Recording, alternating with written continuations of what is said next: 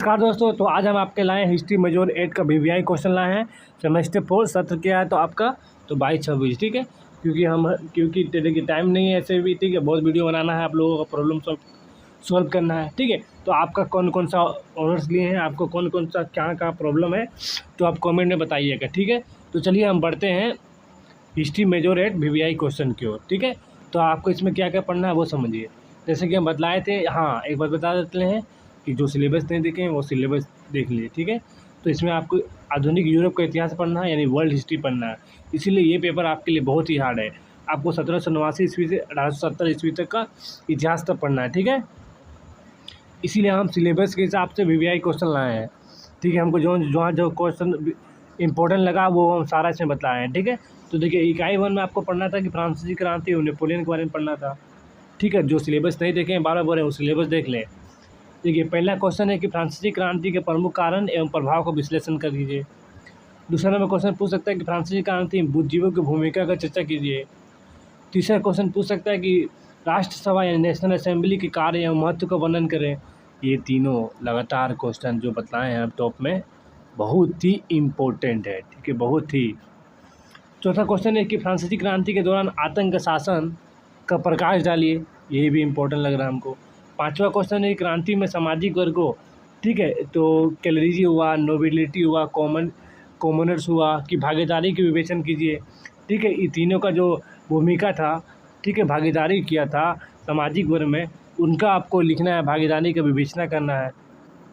6 number question है कि फ्रांसीसी क्रांति की विरासत, ठीक है, पर विरासत पर टिप्पणी कीजिए।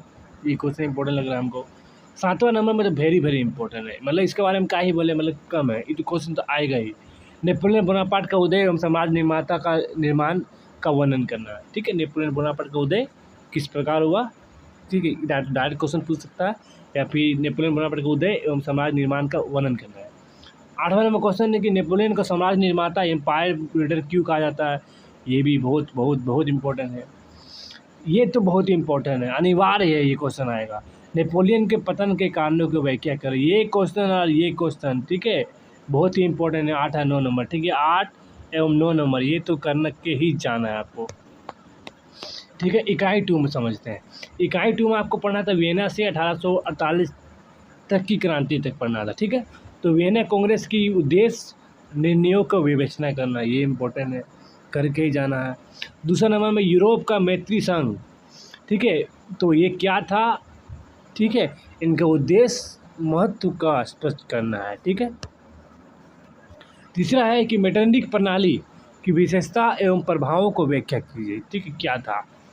चौथा नंबर क्वेश्चन है कि 1830 ईस्वी की क्रांतियों के कारण एवं परिणामों पर चर्चा करें, ये भी इम्पोर्टेंट है। 5वां नंबर क्वेश्चन है कि 1848 ईस्वी क्रांतियों के कारण स्वरूप एवं परिणामों का मूल्यांकन करें। 6 नंबर क्वेश्चन है कि 1830 ईस्वी और 1848 की क्रांतियों की तुलना कीजिए, ठीक है, ये बहुत ही इंपॉर्टेंट है ये वाला, ठीक है, क्वेश्चन आने की बहुत अधिक संभावना है। इकाई 3 में क्या पढ़ना था आपको, जैसे कि बतलाए थे हमको, नेपोलियन तृतीय एवं युद्ध एवं एकीकरण, ये तीनों था इसमें, ठीक है। तो आप देखिए नेपोलियन बोनापार्ट नहीं, ये नेपोलियन तृतीय है। नेपोलियन तृतीय की आंतरिक नीति का मूल्यांकन करें, ठीक है, विवेचना करें, टिप्पणी करें, निम्न लेके कुछ भी आए आपको घबराना नहीं है। नेपोलियन तृतीय की विदेश नीति पर टिप्पणी करें, आंतरिक नीति, विदेश नीति। तीसरा क्वेश्चन है क्रीमिया युद्ध के कारण परिणाम का चर्चा करें, ये बहुत ही इंपॉर्टेंट है, क्रीमिया युद्ध के कारण परिणाम। इटली के एकीकरण की प्रक्रिया का वर्णन करें, इटली एकीकरण में किसका किसका भूमिका था वो बतलाना है, एकीकरण का बतलाना है, ये भी इंपॉर्टेंट लग रहा है। 5वां है कि गैरिबाल्डी, मेजिनी एवं काउर का योगदान की तुलना कीजिए। इटली, अब क्वेश्चन पूछ सकता है कि इटली के एकीकरण में किसका किसका भूमिका था, जैसे क्वेश्चन ये था, ये भी बहुत इंपॉर्टेंट है। 5वां नंबर क्वेश्चन, 4वां नंबर क्वेश्चन बहुत ही इंपॉर्टेंट है, ठीक है।